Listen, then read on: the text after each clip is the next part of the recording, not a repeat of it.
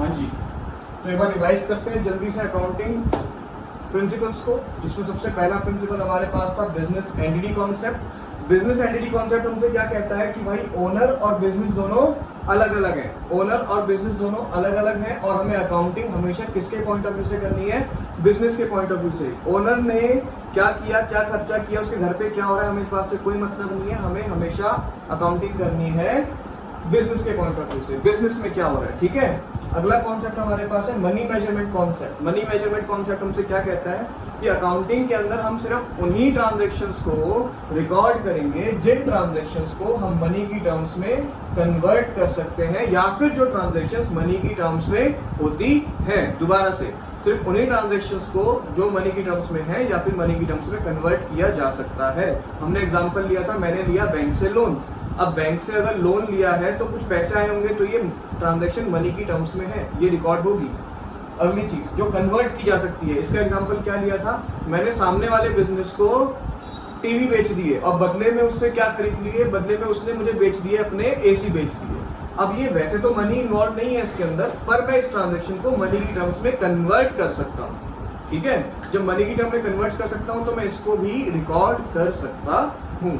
अच्छा, अगर कोई ट्रांजैक्शन जो मनी की टर्म्स में नहीं है या फिर मनी की टर्म्स में कन्वर्ट ही नहीं हो सकती, उसको मैं रिकॉग्नाइज नहीं करता हूँ। रिकॉग्नाइज मतलब रिकॉर्ड करना, उसको रिकॉर्ड नहीं करता।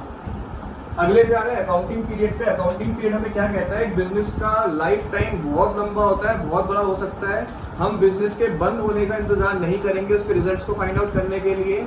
हम क्या करेंगे, उसके लाइफ स्पैन को छोटे छोटे छोटे छोटे छोटे पार्ट्स में डिवाइड कर देते हैं, और हर उस एक छोटे पार्ट को हम नाम देते हैं अकाउंटिंग पीरियड या फिर अकाउंटिंग ईयर।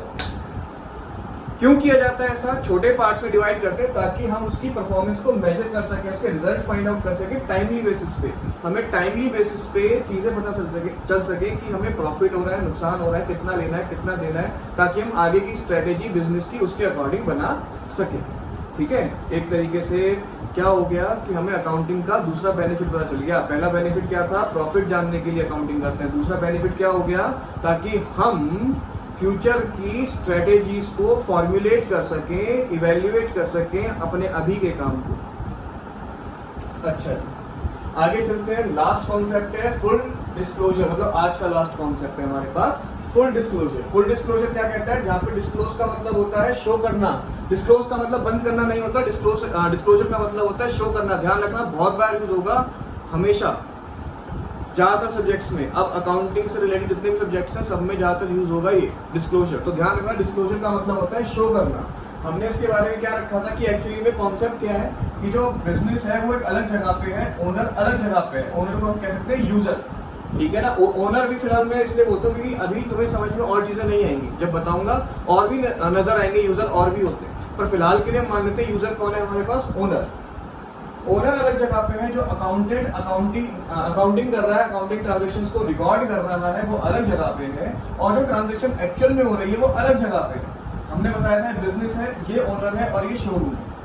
ठीक है, यहाँ पे सेल हुई, रिकॉर्ड यहाँ पे हुई, इंफॉर्मेशन किसको चाहिए, ओनर को। यहाँ पे सेल हुई, रिकॉर्ड अकाउंटेंट कर रहा है, अकाउंटेंट रिकॉर्ड करके इंफॉर्मेशन किसको देगा, यूजर को।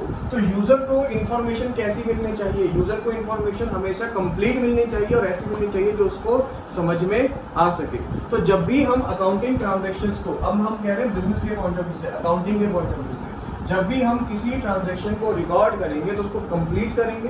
कंप्लीट का मतलब पूरी ट्रांजैक्शन रिकॉर्ड की जाएगी, उसकी सारी डिटेल्स लिखी जाएंगी, कब बेची, कहाँ बेची, कितने की बेची, कितने पैसे लिए, कितने पैसे लेने रह रहे हैं, ईएमआई था, कैश था, बैंक था, क्या था, सारी डिटेल लिखेंगे और इस तरीके से लिखेंगे कि यूजर को वो समझ में आ सके।